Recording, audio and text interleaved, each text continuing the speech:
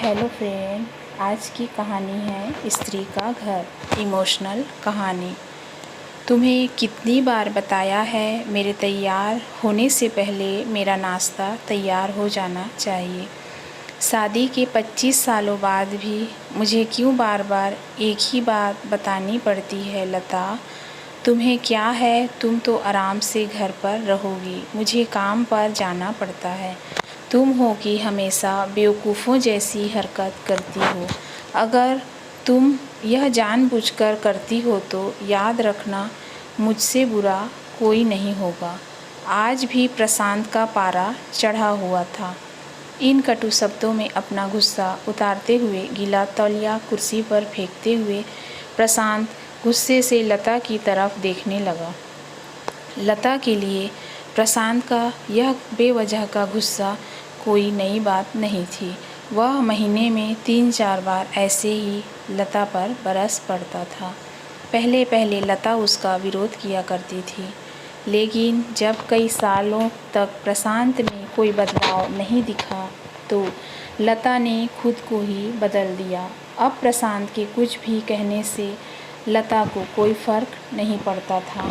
प्रशांत की हर बात वो चुपचाप सिर नीचे झुकाए सुन लेती थी। शादी के पहले 5 साल तक लता ने पूरी कोशिश की थी कि प्रशांत को बदला जाए, लेकिन फालतू का गुस्सा करना और बाद में लता को भला बुरा कहना, यह मानो जैसे उसकी आदत बन गई थी। कोई भी वाद विवाद होता तो प्रशांत सीधा लता को बोल देता, अगर मैं तुम्हें अच्छा नहीं लगता तो क्यों नहीं चली जाती अपने मायके? क्यों रहती हो मेरे साथ? इतना सब कुछ होने के बावजूद लता प्रशांत के साथ रहती थी, क्योंकि उसे अपनी बेटी की फ़िक्र थी। और वह जाती भी तो कहाँ? अपने बूढ़े हो चुके माँ बाप को इस उम्र में परेशान करना वह नहीं चाहती थी। समाज और लोग क्या कहेंगे, यह भी तो उसे देखना था। वह इतनी पढ़ी लिखी भी तो नहीं थी कि खुद जाकर कोई नौकरी कर सके और अपना और अपनी बेटी का पालन पोषण कर सके। लता को अब अपनी फ़िक्र नहीं थी। उसको फ़िक्र थी तो बस अपनी शादी लायक हो रही बेटी की। लता नहीं चाहती थी कि पति पत्नी के झगड़े की वजह से काव्या डिस्टर्ब हो। काव्या की पढ़ाई पूरी हो चुकी थी, उसके लिए अब शादी के रिश्ते आने लगे थे। कई रिश्तों को काव्या ठुकरा चुकी थी। 2-3 महीने बाद एक अच्छा रिश्ता आया। रिश्तेदारों और पहचान के लोगों ने भी लड़के के बहुत गुणगान किए थे। प्रशांत एक शाम अपनी बेटी के पास बैठकर उसे बताने लगा, काव्या बहुत अच्छा लड़का है, पढ़ा लिखा है, बड़ा घर है, बहुत अच्छी नौकरी है। ऐसे रिश्ते बार बार आते बेटा, इस बार मना मत करना। काव्या अपने पिता से ज़्यादा बात नहीं करती थी। शायद डरती थी या शायद नफ़रत करती थी, लेकिन आज वो अपनी पूरी हिम्मत इकट्ठा कर बोली, मुझे अभी शादी नहीं करना है पापा, मैं नौकरी करना चाहती हूँ, खुद अपने पैरों पर खड़ी होना चाहती हूँ। हाँ तो उसमें क्या बड़ी बात है? मैंने लड़के से बात की है, वह तुम्हें किसी बात के लिए नहीं रोकेगा। तुम शादी के बाद भी नौकरी कर सकती हो, वह तुम्हें नौकरी के लिए परमिशन दे देगा। प्रशांत बोला, मेरा नौकरी करना या ना करना उसकी परमिशन पर क्यों डिपेंड रहेगा पापा? काव्या ने पूछा। मैं कह रहा हूँ ना, तुम्हें किसी भी चीज़ की कमी नहीं होगी वहाँ। ऐसे रिश्ते बार बार नहीं आते, इसे ठुकरा मत, बहुत खुश रहोगी तुम वहाँ।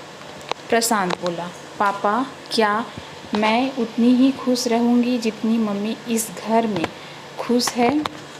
काव्या ने तंज कसते हुए कहा, आज तुम्हारी जुबान कुछ ज़्यादा नहीं चल रही? प्रशांत गुस्से से आंखें बड़ी करते हुए बोला, पापा मुझे शादी ही नहीं करनी है, क्योंकि शादी के बाद अगर वह लड़का आपके जैसा निकला तो मैं क्या करूँगी? मुझे आपके जैसा जीवन साथी नहीं चाहिए जो बिना बात के मुझ पर हमेशा चिल्लाए। मुझे कुछ भी अपनी पसंद का लेना हो तो 10 बार सोचना पड़े, कहीं वह नाराज़ ना हो जाए। मेरी तबीयत कैसी भी हो उसे परवाह ना हो। रोटी थोड़ी सी मोटी बन जाए तो उस घर सर पर उठा ले। उसकी चेकबुक ना मिले तो भी मेरा ही दोस्त निकाले और हर छोटी मोटी बात पर मुझे मायके जाने के लिए कहे। काव्या ने अपना दिल खाली करते हुए पापा से सब कह दिया। प्रशांत का गुस्सा 7वें आसमान पर था, लेकिन उसके मुंह से एक भी शब्द नहीं फूट रहा था। वो काव्या की बातें सुन रहा था। काव्या उतना ही बोलकर चुप नहीं हुई। आज पहली बार वह अपने पापा के सामने इतना कुछ बोल रही थी। पापा, आपने माँ के साथ हमेशा गलत व्यवहार किया है।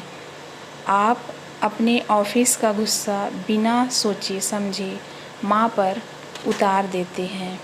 कभी इस बात की परवाह भी नहीं करते कि उन्हें कैसा लगता होगा। आपकी बातें सुन सुन माँ ने अपना स्वाभिमान खो दिया। प्रशांत आज पहली बार अपने किए बर्तावों को महसूस कर पा रहा था। वो इतना ही बोल पाया, जो तुम्हारा मन है वो करो, मैं तो इतना बुरा हूँ ना। काव्या ने प्रशांत का हाथ पकड़ा और बोली, पापा, मुझे सिर्फ एक ही सवाल का जवाब दे दो। क्या आप चाहोगे कि मेरा पति आपके जैसा हो? अगर आपका जवाब हाँ है तो कर दीजिए मेरा रिश्ता आज ही, और ना है तो मुझे आत्मनिर्भर बनने दीजिए। प्रशांत कुछ भी ना बोल पाया और वहाँ से चुपचाप बाहर चला गया। आज उसे लता के सामने जाने में शर्म आ रही थी। चलते चलते उसकी आंखों से आंसू बह रहे थे। प्रशांत ने आज से अपने आप को बदलने का निश्चय किया। अगले दिन से लता ने अपने पति में काफ़ी बदलाव देखा। वह सोचने लगी कि जो हिम्मत काव्या ने दिखाई है, वह हिम्मत अगर मैं पहले ही दिखा देती तो शायद आज परिस्थिति कुछ और होती।